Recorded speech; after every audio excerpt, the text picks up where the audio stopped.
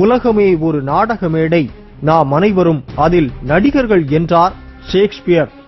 அந்த வார்த்தைகளுக்கு வடிவம் கொடுத்து கொண்டிருப்பவர்தான் ஜெயலலிதா. தமிழகத்தின் அனைத்து விஷயங்களிலும் அதிமுக என்ற பெயரில் தான் ஒரு மிகச்சிறந்த நாடக கம்பெனி நடத்தி வருவதை அவர் நிரூபித்து வருகிறார். இதோ நாடகம் விடும் நேரம்தான், உச்ச காட்சி நடக்குதம்மா, வேஷம் கலைக்கவும் ஓய்வு எடுக்கவும் வேலை நெருங்குதம்மா. இது பற்றி இன்றைய நிகழ்வுகள் நிகழ்ச்சியில் பார்க்கலாம்.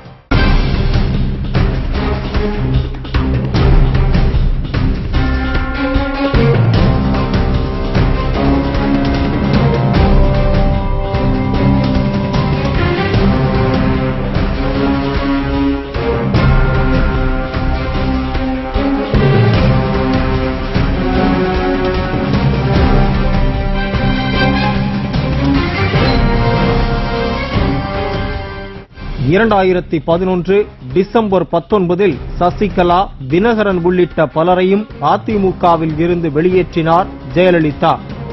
அதே டிசம்பர் 31 சென்னையில் நடைபெற்ற அதிமுகவின் செயற்குழு மற்றும் பொதுக்குழுவில் பேசிய ஜெயலலிதா, கட்சியில் இருந்து தூக்கியடிக்கப்பட்ட சிலர் மீண்டும் கட்சிக்குள் வந்துவிடுவோம் என்று உங்களை மிரட்டிக் கொண்டிருக்கலாம், நம்ப வேண்டாம்.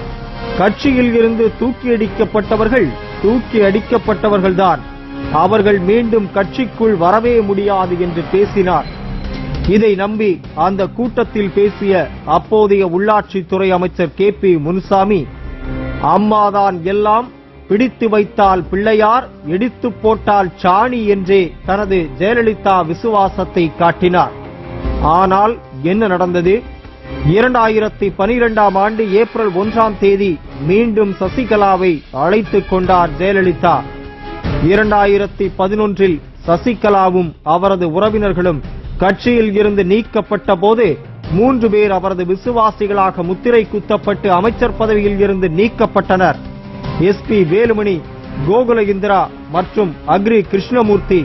சசிகலா ஜெயலலிதாவுடன் சேர்ந்தவுடன் சில மாதங்கள் கழித்து இவர்களுக்கு மீண்டும் அமைச்சர் பதவி கொடுக்கப்பட்டது. அப்போது KP முனுசாமியிடமிருந்த முக்கியமான துறைகளான உள்ளாட்சி, சிறைத்துறை நிர்வாகம், சட்டம் போன்றவை வேலுமணியிடம் கொடுக்கப்பட்டன. முனுசாமி பின்னர் அமைச்சரவையில் இருந்தே நீக்கப்பட்டார். இதிலிருந்தே அதிமுகவில் அதிகார மையத்தின் கட்டமைப்பை புரிந்து கொள்ளலாம். பன்னீர்செல்வத்திற்கு இன்று வந்திருக்கக்கூடிய பிரச்சனைக்கு மூல காரணமே அவர் பரிபூரணமாக ஜெயலலிதா விசுவாசியாக மாறியதுதான் என்கிறார்கள் போயஸ் தோட்ட அரசியலின் உள்விவகாரங்களை நன்கறிந்தவர்கள். பன்னீர்செல்வம் முழுக்க முழுக்க ஜெயலலிதாவின் விசுவாசி. இதில் சில ஆண்டுகளாகவே அவர் மீது கோபத்தில் இருக்கும் அந்த அதிகார மையத்தின் உக்கிர பார்வையில் இப்போது மாட்டிக்கொண்டு திண்டாடிக் கொண்டிருக்கிறார். அவர் மீதான குற்றச்சாட்டுகளில் பூர்வாங்க ஆதாரம் கண்டிப்பாக இருக்கிறது. ஆனால் அவரது தற்போதைய பிரச்சனைகளுக்கு காரணம் அந்த அதிகார மையத்தை பகைத்துக் கொண்டதுதான் என்கிறார்கள் ஓரம் கட்டப்பட்டிருக்கும் அதிமுகவின் முன்னாள் அமைச்சர்கள் சிலர். தேர்தல் வரும் சமயங்கள் அல்லது தனது செல்வாக்கு இழக்கும் சமயங்கள் எல்லாம் ஜெயலலிதா அவர்கள் திட்டமிட்டு ஒரு நாடகத்தை நடத்துவார். அதாவது நடந்துவிட்ட தவறுகளுக்காக அல்லது செய்த தவறுகளுக்காக தான் பொறுப்பல்ல என்பது போலவும் மற்றவர்கள்தான் அதுக்கு பொறுப்பு என்பது போலவும் மிக திறமையாக நாடகத்தை நடத்துவார். கடந்த காலத்தில் ஒரு 3-4 ஆண்டுகளுக்கு முன்பாக சசிகலா அவர்களால் தனது குடும்பத்திற்கு தனது ஆட்சிக்கு கட்ட வேண்டும் சொல்லி அவர் விலக்கி வைப்பதாக சொன்னார். ஆனால் என்ன காரணத்தினால் திரும்ப சேர்த்து கொண்டார். அதைப் போல ஒவ்வொரு அமைச்சரையும் பதவி விலக்கும் பொழுது, பதவி நீக்கம் செய்யும் பொழுது எந்த காரணத்தையும் மக்களுக்கு சொல்வதில்லை. ஆனால் திரும்ப அவர்களை சேர்க்கும் பொழுது எந்த காரணத்தையும் சொல்வதில்லை. தவறு செய்ததாக நீக்கப்பட்டதாக சொல்லக்கூடிய அமைச்சர் அந்த தவறை சரி செய்து விட்டாரா என்பது கூட தெரியாது. அதைப் போல இப்பொழுது பன்னீர்செல்வம், நத்தம் விஸ்வநாதன், எடப்பாடி பழனிசாமி ஆகியோர் மீது, பழனியப்பன் ஆகியோர் மீது ஒரு குற்றச்சாட்டில் இருப்பதாகவும் சொல்கிறார்கள். ஆனால் மக்களுக்கு தெரிய வேண்டியவர்கள் எல்லாம் இப்பொழுது பன்னீர்செல்வம் எங்கே இருக்கிறார், நத்த விஸ்வநாதன் எங்கே இருக்கிறார் என்று தெரியக்கூடிய சூழ்நிலை இருக்கிறார்கள். ஆக அமைச்சர்கள் கூட மறைந்து வாழக்கூடிய ஒரு சூழல் இந்த நாடகம் திட்டமிட்டு அரங்கேற்றப்படுகிறது. இந்த ஆட்சியினுடைய அவலங்கள் மக்கள் மிக தெளிவாக தெரிந்திருக்கிறார்கள். இப்படிப்பட்ட நாடகங்களை நடத்தினாலும் உண்மை மக்கள் மன்றத்தில் நிச்சயம் வெளிவரும். இந்த ஆட்சி அகற்றப்படுவது உறுதி. பெங்களூருவில் நடக்கும் சொத்து குவிப்பு வழக்கின் போதான நீதிபதியின் நேர்காணலுக்கு பதிலளித்த சசிகலா, சொத்து சேர்ப்பு குறித்த விவகாரம் எதிலும் ஜெயலலிதாவுக்கு சம்பந்தம் இல்லை என்று அறிவித்தார். பின்னர் ஓரிரு நாட்கள் கழித்து தனது உறவினர்கள் நண்பர்கள் பலர் ஜெயலலிதாவின் பெயருக்கு களங்கம் விளைவிக்கும் முறையில் நடந்து கொண்டது தனக்கு தெரியாது, ஒருபோதும் தான் அக்காவிற்கு துரோகம் செய்ய நினைத்ததில்லை என்று அறிக்கை வெளியிட்டார். இதை முக்கியத்துவம் கொடுத்து காட்டிய ஜெயா டிவி அடுத்த நாளே அவர் மீதான நடவடிக்கை ரத்து செய்யப்பட்டதாக அறிவித்தது. சகோதரிகள் மீண்டும் சேர்ந்ததாக ஊடகங்கள் அறிவித்தன. ஜெயலலிதா சசிகலா நட்பு என்பது வெறுமனே உணர்ச்சி சார்ந்த ஒன்றல்ல, ஊழல் முறைகேடுகளால் கட்டியமைத்த மாபெரும் சாம்ராஜ்யத்தின் பிரிக்க ஒண்ணாத கூட்டாளிகள் என்பதே அவர்களுடைய உறவின் மையம். எனினும் இந்த சொத்து பேரரசின் கடிவாளம் யாரிடம் இருக்க வேண்டும் என்பது இருவரிடையே ஏற்பட்டிருக்கும் முரண்பாடு. இந்த முரண்பாடு நட்பு முரண்பாடா பகை முரண்பாடா என்றால் நிச்சயம் இது பகை முரண்பாடாக போக முடியாத அளவுக்கு சொத்துரிமை விவகாரங்கள் தடுக்கின்றன. இப்படி ஜெயலலிதா சசிகலாவை தள்ளி வைத்ததாக ஒரு நாடகமாடி மீண்டும் சேர்த்துக் கொண்டார். அடுத்த ஒரு நாடகம், 4 ஆண்டு காலமாக நன்றாக தூங்கிவிட்டு திடீரென்று தூக்கம் கலைந்து விழித்தெழுந்து சர்வதேச முதலீட்டாளர்கள் மாநாட்டை கூட்டி முதலீடுகளை குவிக்கப் போவதாக அறிவித்துக் கொண்டு ஒரு மிகப்பெரிய நாடகத்தை, ஒரு பிரம்மாண்டமான நாடகத்தை நடத்தினார் ஜெயலலிதா. அதிமுக ஆட்சியில் ஒரு சில ஆண்டுகளுக்கு முன்பு இதுபோன்ற ஒரு முதலீட்டாளர்களை எல்லாம் அழைத்து பல 100 கோடி ரூபாய்க்கு ஒப்பந்தம் போடப்பட்டு விட்டது, பல 100 பேருக்கு வேலை வாய்ப்பு என்றெல்லாம் மிகப்பெரிய அளவில் விளம்பரம் செய்தார்கள். ஆனால் முதலீடும் வரவில்லை, வேலை வாய்ப்பும் வரவில்லை. அப்போது போடப்பட்ட புரிந்துணர்வு ஒப்பந்தங்களே உருப்படியாக நிறைவேறவில்லை என்கிற போது அதிமுக ஆட்சி போகிற போக்கில் போட்ட ஒப்பந்தங்களுக்கு ஏதாவது மதிப்பு இருக்க போகிறதா என்ன? சர்வதேச முதலீட்டாளர்கள் மாநாட்டிற்கு பல்வேறு நாடுகளில் இருந்தும் முதலீட்டாளர்கள் வந்திருப்பதாக விளம்பரப்படுத்தியும் கூட தொடக்க விழாவின் போது அந்நிய முதலீட்டாளர்கள் எவரும் பேசியதாக தெரியவில்லை. இவற்றில் ஒரு முக்கியமான கேள்வி, கையெழுத்திடப்படும் புரிந்துணர்வு ஒப்பந்தங்களில் எத்தனை ஒப்பந்தங்கள் உண்மையிலேயே செயலாக்கத்திற்கு வரப்போகின்றன என்பதுதான். அடுத்த நாடகம், முன்னாள் அமைச்சர் அக்ரி கிருஷ்ணமூர்த்தி மீது எடுக்கப்பட்ட நடவடிக்கை திட்டமிட்ட கண்துடைப்பு நாடகம். குற்ற வழக்கில் ஒருவர் கைது செய்யப்பட்டால் உடனடியாக அவரது வீடு, அலுவலகம் போன்றவை சோதனையிடப்படும். ஆனால் அக்ரி கிருஷ்ணமூர்த்தி கைது செய்யப்பட்ட பிறகு அப்படிப்பட்ட சோதனை எதுவும் நடத்தப்படவில்லை. இதை போன்ற வழக்குகளில் யாராவது கைது செய்யப்பட்டால் அவர்களை உடனடியாக காவல்துறையினர் விசாரணைக்கு எடுக்க வேண்டும் என்று கோரிக்கை வைக்கப்படும். அதுவும் இவரது விஷயத்தில் கேட்கப்படவில்லை. மூன்றாவதாக அக்ரி கிருஷ்ணமூர்த்தியை நீதிபதியிடம் ஆஜர்படுத்திய போது முதல் கட்ட விசாரணையின் போது அவரிடம் பெற்ற வாக்குமூலத்தின் நகல் ஒன்றை தாக்கல் செய்வார்கள். அதுவும் இந்த பிரச்சனையில் நடந்ததாக தெரியவில்லை. நான்காவதாக அக்ரி கிருஷ்ணமூர்த்தியிடம் செய்தியாளர்கள் இதை பற்றி கேட்டபோது எல்லாம் அம்மாவுக்கு தெரியும் என்றார். அது பற்றி சிபிசிஐடி விசாரணை நடத்துவோர் காதில் போட்டுக் கொண்டதாகவே தெரியவில்லை. இதையெல்லாம் கூட்டி கழித்து பார்த்தால் இதுவரை எடுக்கப்பட்டுள்ள நடவடிக்கைகள் அனைத்தும் எதிர்க்கட்சிகளை ஏமாற்றுவதற்காகவே திட்டமிட்டு நடத்தப்பட்ட கண்துடைப்பு நாடகம். அடுத்து ஒரு நாடகம், இந்திய பிரதமர் ரஷ்ய நாட்டிற்கு அரசுமுறை பயணமாக செல்லும் போதும் பாராளுமன்ற கூட்டத்தொடர் நிறைவடைகின்ற நாளில் ஜல்லிக்கட்டு விளையாட்டை நடத்துவதற்கு அவசர சட்டம் கொண்டு வர வேண்டும் என தமிழக முதலமைச்சர் ஜெயலலிதா பிரதமருக்கு கடிதம் எழுதினார். இது தமிழக மக்களின் காதில் பூ சுற்றுவதற்காகவே நடத்தப்பட்ட நாடகம் என்பது அப்பட்டமாக தெரிந்தது. பிரதமர் வெளிநாடு செல்வதும் பாராளுமன்ற கூட்டத்தொடர் நிறைவடைவது குறித்தும் பத்திரிகைகளும் தொலைக்காட்சிகளும் செய்திகளை வெளியிட்டு வந்த நிலையில் மக்களை ஏமாற்றுவதற்காகவே கடிதம் எழுதினார் ஜெயலலிதா. பாராளுமன்றத்தில் நிர்பயா வழக்கிற்காக சிறுவர்கள் குற்ற நீதி சட்டத்தில் திருத்தம் கொண்டு வரப்பட்டு அந்த திருத்த மசோதா அந்த நேரத்தில்தான் நிறைவேற்றப்பட்டது.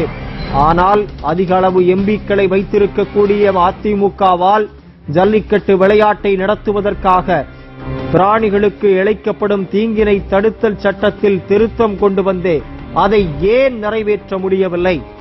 தும்பை விட்டு வாலை பிடிப்பதுதான் ஜெயலலிதாவிற்கு வழக்கமா? பிரதமர் இந்தியாவில் இருக்கும்போது கடிதம் எழுதவில்லை, பாராளுமன்றம் நடைபெறும் போது அவசர சட்ட திருத்தம் கொண்டு வர ஜெயலலிதா முயற்சி எடுக்கவில்லை. ஆனால் எல்லாம் முடிந்த பிறகு தமிழக மக்களின் கடுமையான எதிர்ப்பிற்கு பிறகு ஏன் இந்த நாடகம்? ஜல்லிக்கட்டிற்காக தமிழ்நாடு சட்டமன்றத்தில் சிறப்பு கூட்டத்தை கூட்டி அனைத்து கட்சிகளின் ஏகோபித்த ஆதரவோடு தீர்மானம் நிறைவேற்றியிருக்கலாம். அதை செய்யவில்லை. தமிழக அமைச்சரவையில் தீர்மானம் நிறைவேற்றி அழுத்தம் கொடுத்திருக்கலாம். அதை செய்யவில்லை. வெறுமனே ஒரு நாடகத்தை மட்டுமே அரங்கேற்றினார். பல ஆயிரம் கோடி ரூபாய் மதிப்புள்ள கிரானைட் வளங்களை கொள்ளையடித்த PRBயை போலீசார் கைது செய்தார்கள். அவர்கள் மீது சுமார் 40 வழக்குகளை பதிவு செய்தார்கள். குவாரி செயல்பாடுகளை முடக்கினார்கள். கம்பெனிக்கு சீல் வைத்தார்கள். எல்லாம் சரி. அரசின் இந்த நடவடிக்கையால் அந்த பகுதி மக்களுக்கு கிடைத்த நன்மைகள் என்ன? தங்களிடம் இருந்து அடித்து பிடுங்கப்பட்ட விவசாய நிலங்கள் திரும்ப கிடைக்கும், நீர்நிலைகள் மீள் உருவாக்கம் செய்யப்படும் என்று எதிர்பார்த்தார்கள் விவசாயிகள். ஆனால் இதுவரையில் அதற்கான பூர்வாங்க நடவடிக்கைகள் எதுவுமே தொடங்கப்படவில்லை. இதே போல்தான் தாது மணல் விவகாரத்தில் IAS அதிகாரி ககன்தீப் சிங் பேடியை அனுப்பி வைத்து அறிக்கையை ஏற்படுத்தி தரச் சொல்லி அந்த அறிக்கையை பெற்றுக்கொண்டு இதுவரையில் அந்த அறிக்கை குறித்து எந்த தகவலும் வெளியிடாமல் பாதுகாக்கப்படுகிறதே. இன்னமும் கூட தாது மணல் கொள்ளை அங்கே தூத்துக்குடியிலும் திருநெல்வேலியிலும் தொடர்ந்து நடைபெற்றுக் கொண்டுதான் இருக்கிறது. ஏன் கிரானைட் விவகாரத்திலும் தாது மணல் விவகாரத்திலும் மக்களை ஏமாற்றுவதற்காக இந்த நாடகத்தை அரங்கேற்ற வேண்டியதன் அவசியம்தான் என்ன? அடுத்த நாடகம் கூடங்குளம் அணுமின் நிலையத்திற்கு எதிராக அங்குள்ள 18 கிராமங்களைச் சேர்ந்த மக்கள் 250 நாட்களுக்கு மேலாக தொடர் போராட்டங்களை நடத்தினர். இந்த போராட்டத்திற்கு முதலமைச்சர் ஜெயலலிதா தார்மீக ஆதரவளித்ததுடன் கூடங்குளம் பகுதி மக்களின் பயம் போக்கப்படாத வரை அணுஉலை பணிகள் நிறுத்தி வைக்கப்படும் என்று கூறி கடந்த செப்டம்பர் 22ஆம் தேதி அமைச்சரவை கூட்டத்தில் தீர்மானம் நிறைவேற்றினார். ஆனால் அமைச்சரவை கூட்ட தீர்மானத்தை மதித்து அங்குள்ள மக்களின் அச்சத்தை போக்க எந்த நடவடிக்கையும் எடுக்கவில்லை. மத்திய அரசாலும் மாநில அரசாலும் அமைக்கப்பட்ட வல்லுநர் குழுக்கள் கூடங்குளம் பகுதி மக்களை ஒருமுறை கூட சந்திக்காமல் குளிரூட்டப்பட்ட அறைக்குள் அமர்ந்து தயாரித்து அளித்த அறிக்கையின் அடிப்படையில் கூடங்குளம் அணுமின் நிலையத்தை திறக்க தமிழக அரசு அனுமதி அளித்தது.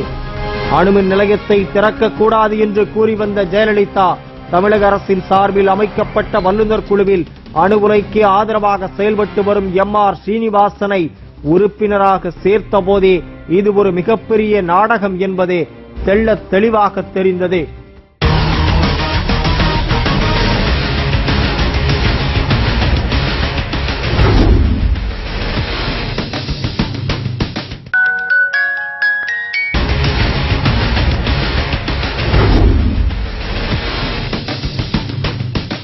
அதிமுகவின் கொள்கை பரப்பு துணை செயலாளர் நாஞ்சில் சம்பத் ஒரு தனியார் தொலைக்காட்சி பேட்டியில் அதிமுகவின் மனநிலையை வெளிப்படுத்தியிருந்தார். இது மக்கள் மனதில் வெறுப்பை ஏற்படுத்தியது. இந்த நிலையில் அதிமுகவில் இருந்து ஓரம் கட்டப்பட்டு தள்ளி வைக்கப்பட்டார் நாஞ்சில் சம்பத். சட்டசபையில் இதைவிடவும் தரமற்ற வாதங்களை சிரித்தபடி ரசிக்கும் ஜெயலலிதா இதற்கு நடவடிக்கை எடுத்திருப்பதுதான் வினோதம். இதே தலைமைதான் சசிகலாவை வெளியேற்றியது. அதேபோல் நாஞ்சில் சம்பத் விவகாரத்திலும் ஒரு மேட்ச் பிக்சிங் நடந்ததே அன்றி வேறெதுவுமில்லை. தற்போது மீண்டும் நாஞ்சில் சம்பத்தை சேர்த்ததன் மூலம் இது ஒரு மிகப்பெரிய நாடகம் என்பது அம்பலமாகியிருக்கிறது. மக்கள் பிரச்சனைகள் பற்றியோ ஆக்கப்பூர்வமான மக்கள் நல திட்டங்கள் பற்றியோ பேச எழுந்தாலே உறுப்பினர்களை குண்டுக்கட்டாக தூக்கி வெளியில் போடும் சட்டமன்ற கலாச்சாரத்தை கொஞ்சம் கூட கூச்சமில்லாமல் கடந்த 5 வருடத்தில் புகுத்திய கட்சி அதிமுக. அந்த கட்சி சில நேரங்களில் சம்பந்தமே இல்லாமல் பாராளுமன்றத்தை முடக்குகிறதே. தமிழகத்திற்கு தேவையான பல்வேறு திட்டங்கள் இன்னும் மத்திய அரசிடமிருந்து கிடைக்கவில்லை. அதற்காக இந்த பாராளுமன்ற உறுப்பினர்கள் போராடவில்லை. குடிநீர் தேவைக்காக உருவாக்கப்பட்ட கடல் நீரை குடிநீராக்கும் திட்டங்களுக்கு மத்திய அரசு நிதி ஒதுக்கவில்லை. கொங்கு மண்டல மக்களின் நீர் ஆதாரத்திற்கும் பாசனத்திற்கும் தேவைப்படும் அவிநாசி அத்திக்கடவு திட்டத்திற்கு நிதி ஒதுக்கவில்லை. இதற்காக எல்லாம் இவர்கள் போராடவில்லை. தமிழகத்திற்கு தேவையான ரயில்வே திட்டங்கள் எதுவும் கிடைக்கவில்லை. இந்த நிதிநிலை அறிக்கையில் கூட தமிழகத்திற்கு சிறப்பு நிதி எதுவும் ஒதுக்கப்படவில்லை.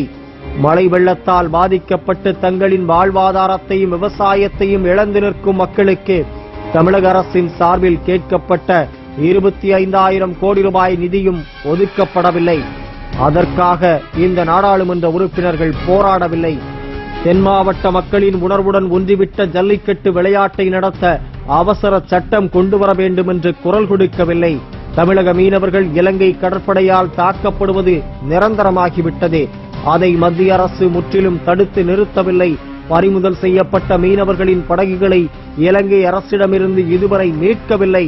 காவிரி டெல்டா விவசாயிகளுக்குரிய பாசன நீர் கிடைப்பதற்கு வசதியாக காவிரி இறுதி தீர்ப்பின்படி காவிரி மேலாண்மை வாரியம் இதுவரை அமைக்கப்படவில்லை. இந்த பிரச்சனைகளெல்லாம் தமிழக மக்களின் நலன் சார்ந்த பிரச்சனைகள். இவற்றிற்காக அதிமுகவின் பாராளுமன்ற உறுப்பினர்கள் குரல் கொடுக்கவில்லை. இந்த கோரிக்கைகளை வலியுறுத்தி அதிமுகவின் நாடாளுமன்ற உறுப்பினர்கள் 2 அவைகளிலும் பேசவில்லை. நாம் தேர்ந்தெடுத்து அனுப்பிய 37 நாடாளுமன்ற உறுப்பினர்களும் ராஜ்யசபா எம்பிக்களும் டெல்லியில் என்ன செய்கிறார்கள் என்று தமிழக மக்கள் கேள்வி கேட்க தொடங்கிவிட்டார்கள். அப்பாவி தமிழக மீனவர்களையும் ஈழத் தமிழர்களையும் ஏமாற்றுவதற்கு தேர்தலில் வாக்கு பொறுக்கிக் கொள்வதற்கும் தமிழக அரசு போடும் நாடகத்தை மக்கள் புரிந்து கொண்டிருக்கிறார்கள். ஆட்சி போகும் நேரத்தில் இப்படி மக்களுக்காக பாடுபடுவது போல் செயின்ட் ஜார்ஜ் கோட்டையிலும் டெல்லி பாராளுமன்றத்திலும் நடத்தும் காட்சிகள் அதிமுக ஒரு கபட நாடக கம்பெனி என்பதைத்தான் வெளிப்படுத்துகிறது. அடுத்து ஒரு நாடகம். ராஜீவ் கொலை வழக்கில் தொடர்புடைய 7 பேர் விடுதலை குறித்து கடந்த டிசம்பரில் உச்சநீதிமன்ற தீர்ப்புக்கு பின்னர் உடனடியாக தமிழக அரசு எந்தவித மேல்முறையீட்டு நடவடிக்கையும் மேற்கொள்ளவில்லை. தற்போது சட்டப்பேரவை தேர்தலை மனதில் வைத்துக் கொண்டு 7 பேர் விடுதலை தொடர்பாக மத்திய அரசுக்கு கடிதம் எழுதி தேர்தல் நாடகத்தில் அதிமுக அரசு ஈடுபட்டிருக்கிறது. ராஜீவ்காந்தி கொலை வழக்கில் செய்யாத குற்றத்திற்காக தண்டிக்கப்பட்டு 25 ஆண்டுகளுக்கு மேலாய் சிறையில் வாடும் பேரறிவாளன் உள்ளிட்ட 7 தமிழர்களையும் விடுதலை செய்வது குறித்து கருத்து கேட்டு மத்திய உள்துறை செயலாளருக்கு தமிழக அரசு கடிதம் எழுதியிருக்கிறது. 7 தமிழர்களின் விடுதலையை தட்டி கழிக்கும் நோக்கம் கொண்ட முழுக்க அரசியல் லாபம் தேடும் செயலாகும் ஜெயலலிதாவின் செயல். ஜெயலலிதா நினைத்தால் அமைச்சரவை கூட்டத்தை இந்த நிமிடமே கூட்டி இந்திய அரசியலமைப்பு சட்டத்தின் 161வது பிரிவின்படி 7 தமிழர்களையும் விடுதலை செய்யும்படி ஆளுநருக்கு பரிந்துரை செய்திருக்கலாம். அவ்வாறு பரிந்துரைத்தால் 7 தமிழர்களும் என்றோ விடுதலையாகி சுதந்திர காற்றை சுவாசித்திருப்பார்கள். ஆனால் அதை செய்யாமல் ஏற்கனவே முயற்சி செய்து தோல்வியடைந்த குற்றவியல் நடைமுறை சட்டத்தின் 432வது பிரிவை பயன்படுத்தி இவர்களை விடுதலை செய்ய மத்திய அரசிடம் அனுமதி கோருவது கொக்கை நேரடியாக பிடிக்காமல் அதன் தலையில் வெண்ணெயை வைத்து அது உருகி கொக்கின் கண்களை மறைத்த பிறகு பிடிக்கலாம் என்று காத்திருப்பதற்கு சமம். இது ஒருபோதும் வெற்றி பெறப் போவதில்லை. ஜெயலலிதா அரசின் இந்த நாடகத்தை மக்கள் நன்கு அறிவார்கள், ஏமாற மாட்டார்கள். ஒரே அரிச்சந்திர மயான நாடகத்தை ஜெயலலிதா மாறி மாறி நடித்து காட்டுவதை காண சகிக்கவில்லை. ஈழத்தமிழர் விவகாரத்தில் இனப்பற்றுடன் சில முழக்கங்களை யாராவது எழுப்பினால் உடனே ஜெயலலிதாவுக்கு நாட்டுப்பற்று பொங்கி வழியும். அரசியல் நடத்த 1000 பிரச்சனைகள் இருக்கின்றன. போயும் சாவிலா தனது சதிகார அரசியலை பாய்ச்ச வேண்டும். ஈழத்தமிழர் விவகாரத்தில் இனப்பற்றுடன் சில முழக்கங்களை சமூக ஆர்வலர்கள் எழுப்பினால் நளினியின் தண்டனையை குறைக்க வேண்டும் என்று ஈழ ஆதரவாளர்கள் குரல் கொடுத்தால் ஜெயலலிதா எதிர்ப்பார். இப்போது 7 பேருக்காக எதுவும் செய்ய தயாராக இருப்பதைப் போல நீலிக்கண்ணீர் வடிக்கிறார். இதுதான் மிகப்பெரிய நாடகம். கடைசியாக ஒரு இறுதி கட்டத்தில் ஒரு நாடகம் இப்போது அரங்கேற்றப்பட்டுக் கொண்டிருக்கிறது. ஆம், ஓ பன்னீர்செல்வம் இன்று வீட்டுக்குள்ளேயே முடங்கி கிடக்கிறார்.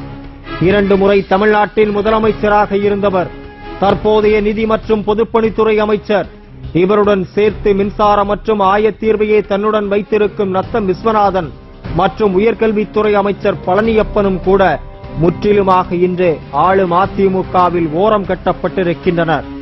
வழக்கமாக முதலமைச்சரும் அதிமுகவின் பொதுச் செயலாளருமான ஜெயலலிதாவை எந்த அரசியல் கட்சியின் முக்கியஸ்தர்கள் வந்து சந்தித்தாலும் இவர்கள்தான் உடனிருப்பார்கள்.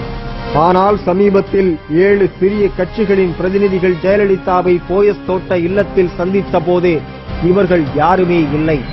ஜெயலலிதாவின் வலது பக்கத்தில் அவரது விருந்தினர்கள் அமர்ந்திருக்கின்றனர். இடதுபுறத்தில் வீட்டு வசதித்துறை அமைச்சர் வைத்தியலிங்கம், மற்றும் அமைச்சர்கள் வேலுமணி, தங்கமணி உள்ளிட்ட 5 பேர் அமர்ந்திருக்கிறார்கள். இந்த சந்திப்புக்கு முன்பு அதிமுக சார்பில் போட்டியிட விரும்புபவர்களிடம் ஜெயலலிதா நேர்காணல் நடத்திய போதே அவரது அருகில் இருந்தது கட்சியின் அவைத்தலைவர் மதுசூதனன். அப்போதும் ஓபிஎஸ்ஸும் நத்தமும் இல்லை. நால்வரணியில் ஓபிஎஸ், நத்தம் விஸ்வநாதன், பழனியப்பன் மற்றும் வைத்தியலிங்கம் மூவர் இன்று முக்கியத்துவம் இழந்துவிட்டது தெள்ளத் தெளிவாகவே தெரிகிறது. இந்த மூவரிலும் ஓபிஎஸ் ஓரம் கட்டப்பட்டதுதான் மிகவும் முக்கியமாக பார்க்கப்படுகிறது. இதற்கு சொல்லப்படும் காரணங்களை பற்றிய ஆராய்ச்சிக்குள் சென்றால் தலையே சுற்றுகிறது. அதிமுகவில் இருந்து ஓரம் கட்டப்பட்ட அமைச்சர் ஓ பன்னீர்செல்வம் குறித்து வெளியாகும் தகவல்கள் அதிமுகவினரிடையே பெரும் அதிர்வலைகளை ஏற்படுத்தியிருக்கிறது. இது பற்றி போயஸ் தோட்டத்தில் உள்ள உதவியாளர்கள் சிலரிடம் பேசினால், உங்களால் மட்டுமல்ல, கடந்த சில நாட்களாக பன்னீர்செல்வம் குறித்து உளவுத்துறை சேகரித்து தரும் தகவல்களை எங்களாலும் நம்ப முடியவில்லை என்கின்றனர். சொத்து குவிப்பு வழக்கு மேல்முறையீட்டில் ஜெயலலிதா, சசிகலா இருவருமே நிரந்தரமாக சிறையில் இருக்க வேண்டும் என்பதில் ஓ பன்னீர்செல்வம் ஆர்வமாக இருந்திருக்கிறார்.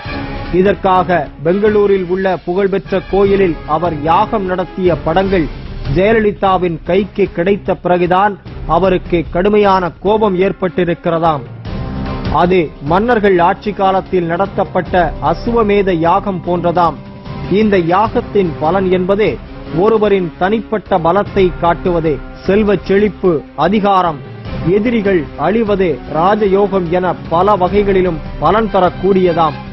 இந்த யாகத்தில் எருமை மாடு ஒன்றையும் பலியிட்டு நாள் முழுக்க ஓ பன்னீர்செல்வம் யாகம் நடத்தினாராம். பன்னீர்செல்வத்தை மறைமுகமாக கண்காணித்து வந்த உளவுத்துறை அதிகாரிகளுக்கு இது மிகப்பெரிய அதிர்ச்சியை ஏற்படுத்தியது.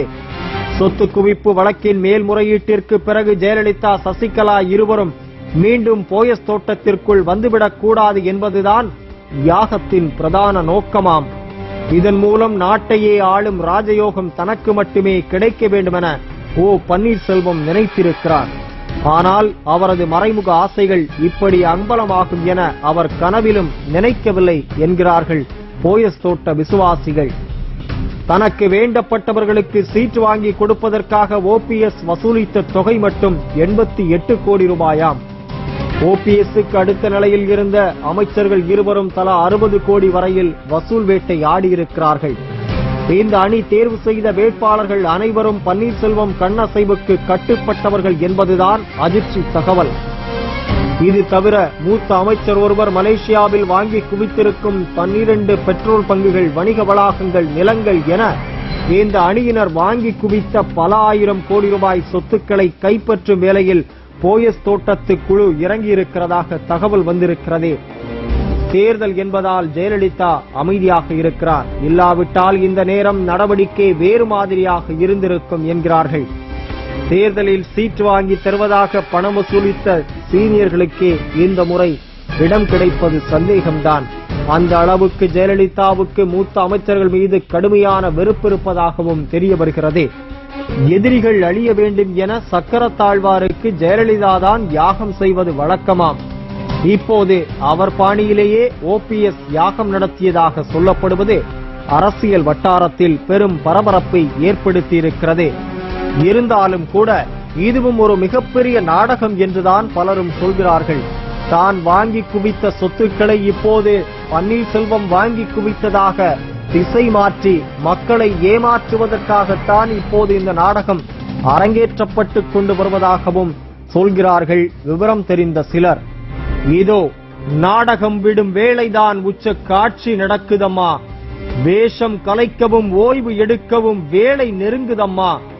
ஏனென்றால் சிலரை பல காலம் ஏமாற்றலாம், பலரை சில காலம் ஏமாற்றலாம், ஆனால் எல்லோரையும் எல்லா காலமும் ஏமாற்றி விட முடியாது என்பதை ஜெயலலிதா கொஞ்சம் நினைத்து பார்க்க வேண்டும்.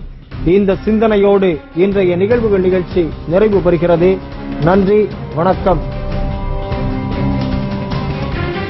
நிகழ்வுகள் குறித்தான உங்கள் கருத்துக்களை அனுப்ப வேண்டிய முகவரி: நிகழ்வுகள், கேப்டன் டிவி, தபால் பெட்டி எண் 5, வானகரம், சென்னை 95. மின்னஞ்சல் news@captainmedia.in.